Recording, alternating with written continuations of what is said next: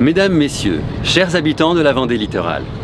il est encore temps en cette fin du mois de janvier de vous adresser à toutes et tous, que vous soyez habitants de l'agglomération sablaise, de la toute nouvelle agglomération du pays de Saint-Gilles-Croix-de-Vie, du pays de Saint-Jean-de-Mont, de l'île-Dieu, de l'île de Noirmoutier ou du pays du Gois, mes vœux de santé, de bonheur et de prospérité à vous et à tous ceux qui vous sont chers. Comme cela vous a été présenté dans un document que vous avez dû recevoir dans votre boîte aux lettres en fin d'année dernière, j'ai décidé de me porter candidat aux élections législatives qui se tiendront les 12 et 19 juin prochains, dans moins de 4 mois et demi désormais. Avec Denise Renaud, ma suppléante et actuelle première adjointe au maire de Saint-Gilles-Croix-de-Vie, nous parcourons depuis plusieurs mois notre belle circonscription pour aller à la rencontre des Vendéennes et des Vendéens qui font battre le cœur de notre belle région. Ce sont des instants de partage, de discussion, de découvertes intenses et chaleureux qui nous ont à nouveau prouvé que nous avons la chance de vivre sur un territoire où il fait particulièrement bon vivre. Mais ces rencontres sont autant de moments forts où nous pouvons aussi mieux sentir les inquiétudes, les interrogations, les difficultés auxquelles vous êtes tous confrontés dans votre quotidien professionnel et personnel.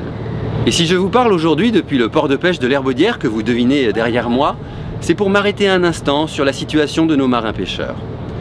Suite aux discussions qui se sont tenues à Bruxelles lors du Conseil des ministres de l'Union européenne sur les quotas et les totaux admissibles de capture le mois dernier, nos marins-pêcheurs vendéens se prennent de plein fouet une baisse drastique des autorisations de pêche de 37% sur la sole, une espèce qui représente 25% du chiffre d'affaires des criées vendéennes et même 50% pour la seule criée de l'Herbaudière.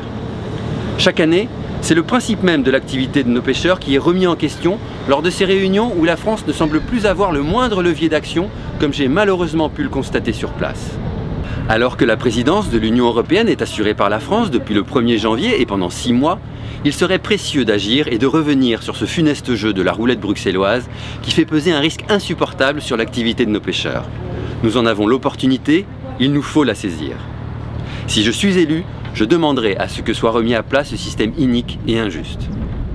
Mais pour les pêcheurs comme pour nous tous, je veux croire qu'aucune difficulté n'est insurmontable. Je suis un battant et un optimiste, et le sens de ma candidature pour vous représenter à l'Assemblée nationale à partir du mois de juin prochain réside dans ma volonté de mettre toute l'énergie de ma jeunesse et l'expérience de mes 20 années de travail aussi bien dans le public que dans le privé ou en tant qu'élu local à enfin et mieux porter votre voix pour défendre à Paris nos entreprises, nos associations, nos emplois, nos collectivités face à la vision d'un État hyper centralisé qui prédomine depuis 5 ans. Je connais bien les arcanes de nos institutions et saurai vous accompagner dans l'aboutissement de vos projets qui seront autant d'atouts pour la Vendée littorale de demain.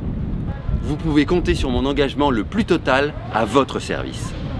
Pour conclure, je vous souhaite que les vents vous soient favorables et vous portent sur le chemin de la réussite tout au long de cette année 2022, pleine de promesses de changement pour notre beau pays et notre belle Vendée littorale.